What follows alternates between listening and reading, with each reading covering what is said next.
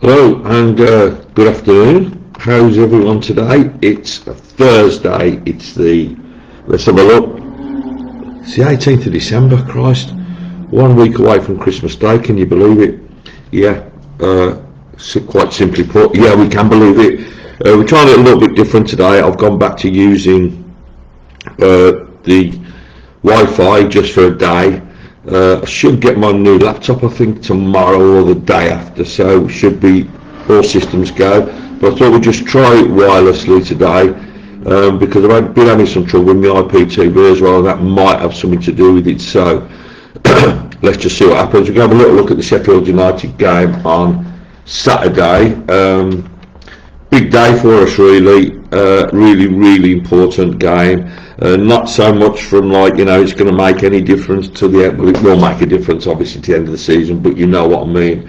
It's not like if we don't win this game we're not going to go up, or if we don't win this game we're going to get relegated. It's nothing like that. Excuse me, I'll just wire something up. It's nothing like that. It's obviously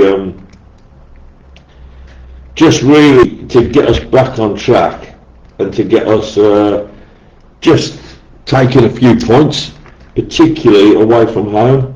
Excuse me while I just change my lighting. Yeah, particularly away from home. We do need that. So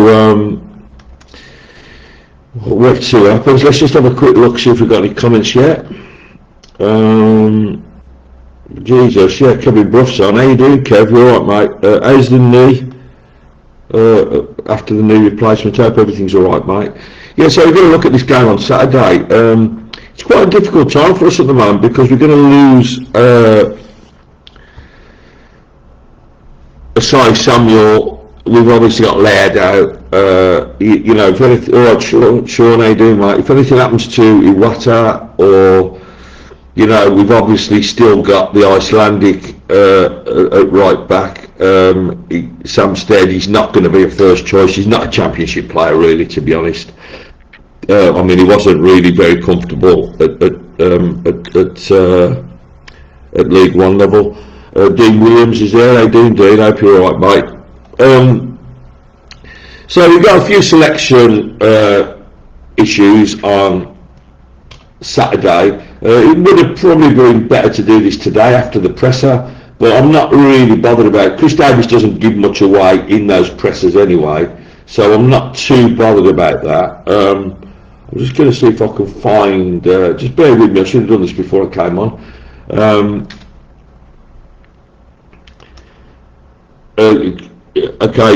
Kevin's saying he's alright, he's watching it from the beach in Barbados. Jesus, how good are you, mate? I've been to Barbados, it's nice, isn't it? Just don't wander too far out of the middle of Bridgetown. If you go a little bit too far, it's not quite so nice. Lee Harvey's here. How you doing, Lee? Me old mate, you alright? Everyone good? This had a bit more ink yesterday. What do you reckon to that? Can you see it? The top bit. Like it? I was going to have the, you can see, can't you? The one at the very top there, above the KRO. I was going to have the ball and globe, but it just wouldn't look right with my sort of tattoos. Lee saying it's normally about 5 at press conference. Yeah, but I'm not. I'm not going to wait until tomorrow to do just because Chris Davies' press conference hasn't been done. The only thing we normally find out is if anyone's definitely out. Beadle's out. Now everyone is saying about Beadle that he didn't have an injury. In all honesty, I remember watching that game. He did have an ankle issue during the game, didn't he? And I wondered then if he might go off, but he didn't. I reckon he's got an injury. If he hasn't, so what? Everyone's like going, they dropped him, so what? It don't make any difference. It just doesn't make any difference at all. Yeah, Lee, I had that one in black because all my other tattoos are black. I don't want to have any coloured tattoos. Yeah, so for me, Williamson's back in the pack. I'm reckoning the team is going to be pretty much unchanged.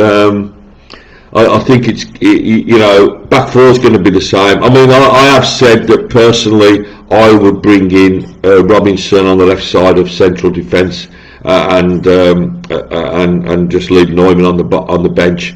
Neumann also can play right back if we get absolutely stuck. You know, how you doing, Paul? Paul James is there. Yeah, you know, don't have too big a downer on Robinson, because you know, he's actually a very, very good left-sided centre half. He's good in the air, he's good on the floor, and of course he's got that bazooka throwing, which really is good. You know, he lost his head a couple of times. He's paid the price. We all know what a dick he was. I'm totally with everyone on what they say about that. But you know what? You're not just going to def out a good centre half just because he made a mistake once. We've seen people do that plenty of times in the past. Yeah, so you know, he's got that opportunity. I think Cashin's going to go back, so I think we've probably seen the last of him. The interesting thing is, what's he going to do up front? You know, is he going to persist with Dux? I think it looked even worse on Saturday when we reversed the roles and Dux was in the 10. Dux is now number 10, and particularly if we're going to Sheffield. Sheffield are big. They're a big, brutal team, full of big lads. You know, and it's going to be a tough afternoon for us, definitely. They've got they play a 4-4-2 as well, which is like really sort of, you know, a bit old-fashioned. But you know, Angus is on. How you doing, son? He's got a day off. Jesus, you don't need the money, Angus, anyway, do you, mate? To be honest. So you know, they've also got Patrick Bamford up top now as well with Campbell. Of course, they got a wonderfully talented left-sided midfielder, Gus Heimer, who scored that incredible goal against us in the League Cup from the halfway line. Riedewald, Samara and Brooks across the middle. The back four, McGuinness and Tanganga are the two centre-halves. Tanganga's a beast. And then at the back, Serki and Burrows, left back and right back. But they stay in that position. So they're going to have a go at us, no doubt about that. Yeah, I can imagine if CD started to go and Dykes, some fans would be crying. And Dykes, are you saying there, Lee? Yeah, I don't see him starting Kyogo. I mean, I personally wouldn't start Kyogo now. I just think, you know, that particular opportunity is gone. And Dean Williams is saying Dykes from the start. I'm not 100%, you know, against that. Dykes can play a 10 and put Stansfield where he should be, which is up top. And Richard Lawton, how you doing, Rich? So you know, Dykes can definitely play the 10. Sorry, yeah, and but the only thing for me is I like Dykes to come on. I personally probably would try Williamson in the 10, although I don't think he will because he hasn't had enough football. Williamson in the 10, Stansfield up top, they know how each other play. Dykes on the bench, Ducks on the bench, Kyogo on the bench. We've got plenty of options then, you know. So I don't know. It's a tough one, isn't it? We're a little bit thin at the back on the right hand side. We got the left covered. Cochrane's should be alright. I mean, if there's anything wrong with Cochrane, obviously at left back we've got Robinson that can drop in there. I think the two wingers are going to remain the same. Possibility that Kumas is going back. So two wingers will remain. The only one really, I think, is what's going to happen. You know, if in the number 10. Yeah, Sean Bullock saying, would you consider Gray as a number 10 and Keshi? I don't know, to be honest, Sean. I would, you know, the way I'm looking at it is our most effective weapon at the moment is Gray wide left, because he's destroying teams on that wide left, and we're going to take it away for someone who's more defensive. You know, he's strong, Keshi Anderson is, and he works well with Cochrane, so it sort of makes sense in a way because we're away from home, so play a bit more defensively. But you know, it's like it's like doing what we did last week, you know, sacrifice your best number 10 at the moment, who's Stansfield, just to keep Ducks in the team. And then when you play Ducks at 10, you lose all the ability that Stansfield has in the 10. Do you know what I mean? It's a really difficult one. I like having Keshy Anderson on the bench, but obviously it's just an opinion. You know, it's just my opinion, that is. But yeah, it's a difficult one. We spoke about two centre halves. You know, I'm sort of like this at the moment with Neumann, particularly away from home. Particularly, I mean, our two centre halves have got to face Campbell and Bamford up front. That ain't going to be easy for them. Stano and Kyogo are fantastic at pressing when on together. Need our fullbacks to defend when we're playing away.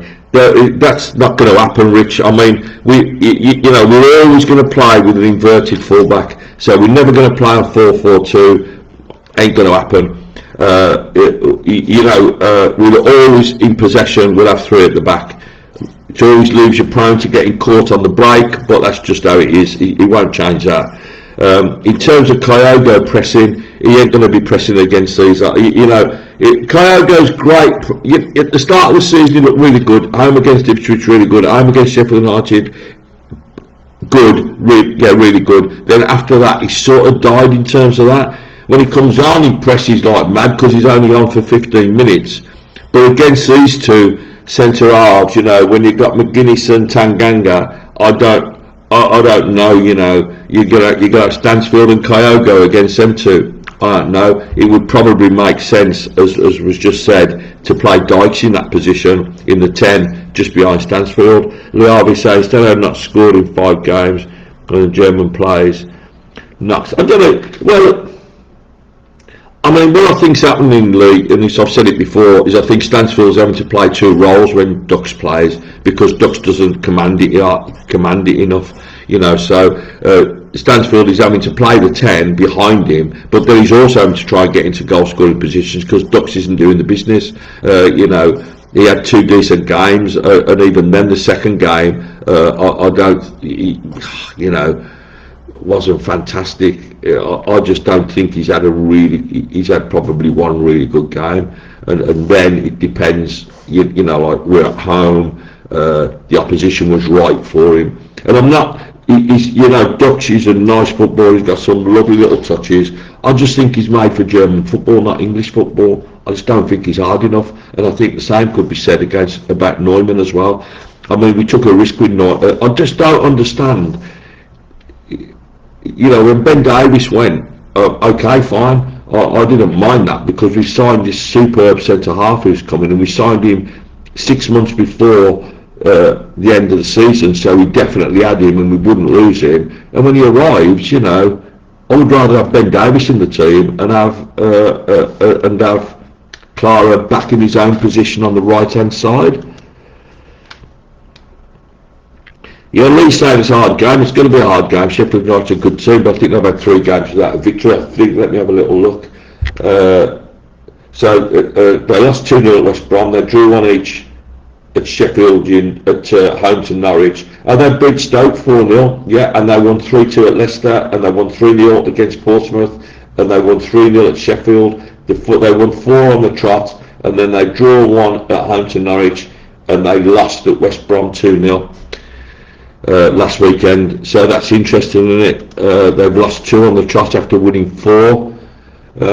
They sent Louis Barry home, and of course they got Patrick Bamford, which is a good signing, you know, for the Championship. I've never really I've never honestly rated Patrick Bamford that much. A lot of people really do. He's a really nice lad, you know, but I just don't rate him that much myself.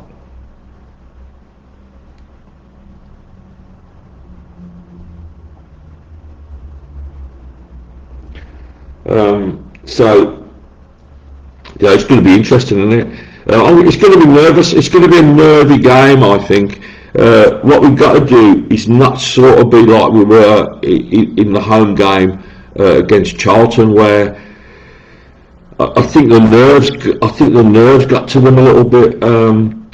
the first half it was just as normal. I think if we scored a second goal in that game, we'd go on and win it 4-5 against Charlton. But we went in 1-0 at half time, and I think although like it wouldn't be Chris Davies to tell them to go deeper, I think they just naturally went deeper, and it just brought pressure onto ourselves. We've got to get away from that.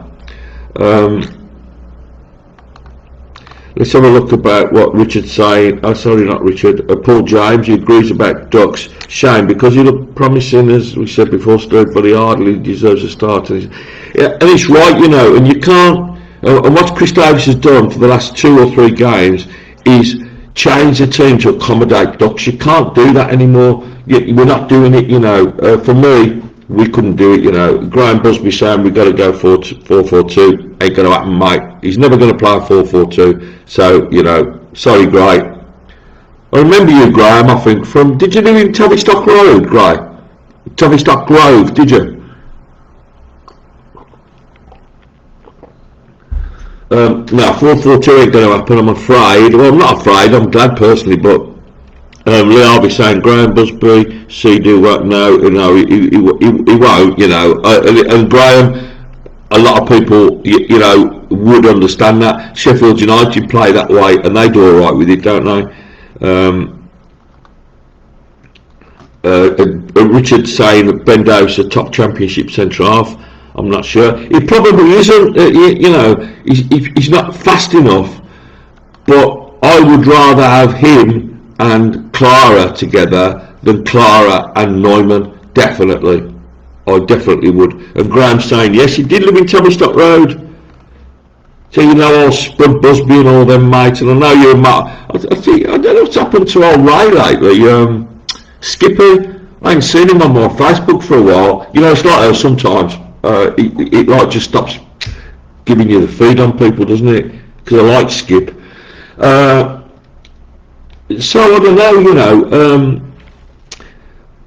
I think I won't be happy with the point, but I will be happy with the point. A point at Sheffield is a good result, but we need 3. We need to get ourselves back up there. Lee saying he's going off Blues. I mean, did you see Man City game? We need to copy them when they're in tight spaces. Yeah, but you know what, Lee? You're saying that, right? Against Charlton, there was twice against Charlton when we footballed our way out of a really tight corner. And I remember thinking, oh, Jesus, it's just worth watching that, you know, for the money. It was just so good. And I'm not saying we're Man City, but we have got the ability to do that. Brett Noakes is here. How you doing, Brett? Afternoon, mate. And everyone else. Brett's saying afternoon to everyone. I'm sure everyone is saying it back to you, mate. We got 18 minutes so far. Nothing's crashed. Fingers crossed. If it does, we're just going to leave it. Because next week, I'm thinking, I've got this new laptop coming, and it's like I'm just going to keep it purely for broadcasting. So hopefully it's going to work. If it doesn't, shit knows what we can do. But we've got the new website coming up soon, and what you can do on the new website is I'm going to broadcast off the website. So what you can do is we'll give you our website address, just put it, you know, just go on the website, and there we are, there we'll be, and you can just watch it there. It's going well so far, Lee. Yeah, you know, and I've seen that a few times, Lee, to be honest, us playing ourselves out of tight corners like that. It really is good. What does everyone think about Sanderson going for 350? I think it's cheap, I do. In fact, I would be against bringing Sanderson back for the rest of the season. He's not the greatest defender, but he's quite athletic. He's not scared, you know. I think last time he was there, he was under a lot of pressure. I don't know how the fans would react to him now. But, you know, Sanderson, I don't know. We paid $3 million for him, didn't we, or something? Supposedly. Because it's like when everyone tells you what the players are earning and that. You see it on these clickbait sites all the time. You know, Birmingham, 5th highest paid, Kyoto, 10 million, and nobody knows. Listen, if anyone tells you how much a player costs or how much he earns, right, ask them where they got the info from. If it didn't come from the club, the player, or the player's agent, it ain't true. Right, so if they tell you, say, okay then, just show me the link where you've seen it, and they'll probably say, oh, my mate knows the agent, or my mate's Kyogo's family owned a Chinese takeaway up in, and they told him. Richard, do you know anybody that know about laptop Steve? I need a new one. Well, I'll tell you what, Rich, we've got like a top bloke who's doing our, who's building our website. Because we're working with the National Lottery, they got the guy that developed all the websites and all that stuff for Yellow Pages, and he told me what laptop to get. So I'll send that to you. I'll send it to you later. The one I'm getting. It's actually 700 quid, I think, but I got it for 350 because I bought it on the Black Friday one in the UK, and like a mate's coming over tomorrow, so they're bringing it for me. But you still might get a deal on it. But it is really good. But I'll let you know, mate. I'll let you know. Yeah, Paul James is saying that he's bargaining at that price, Deion Sanderson. Why are we giving him away? Mind you, we don't know, do we? Because like I just said, and I'm believing it myself, he's going for 350. That was on some clickbait headline. Why did I believe it? He did go downhill after that, but you know what? That's a mental thing. That's not his playing ability. It doesn't make him any less able. And in the right atmosphere, with the right support, he can be a good player. And obviously, Eustace has looked after him all the time, and I think he probably will continue to do so at Derby. But why are we giving him away? If that is the price, it might not be. Derby want him bad enough. 350k is not a lot of money if that really is what they're asking, but I can't see that myself. I think that's a load of BS. Brett Noakes is saying got plenty of championship experience. But yeah, definitely, mate. Definitely. And he looks cool as well, doesn't he, with his dreadlocks. So, he's like, do you remember Hannibal when we had him and Chong with their hair? The little fucking hair bear brunch. I love that. Big hairy footballers. As he was one of the players in the team when we went down, definitely too cheap. Yeah, I think so. Love Trusty back. Oh, God, and me, mate. I forgot all about Austin. Yeah, Austin Trusty was a lovely footballer, wasn't he? And I don't know what's happened to him. I don't know if he's playing it. He's not at Sheffield anymore. He went to Sheffield United, and he's not there anymore, obviously. Sanderson was part of a poor Blues team. It could be different class in this setup.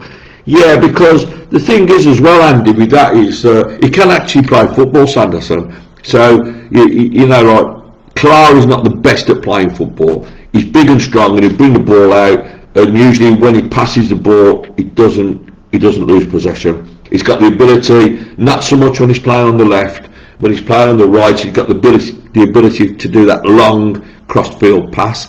Now, the other side with Neumann, he hasn't got that passing ability in him. He's quite athletic, but actually he isn't that strong. I mean, compare Clara and Neumann, and Clara is like much, much stronger. Neumann can get knocked off the ball, he can get pushed behind like we've seen on the goal, the Charlton goal. He was just like, what was it, the QPR goal? It was the headed goal for QPR. He just got pushed out of the way, but it was absolutely awful. So you wouldn't see. But I think Sanderson is a bit lighter, and I think he's a bit more of a footballer.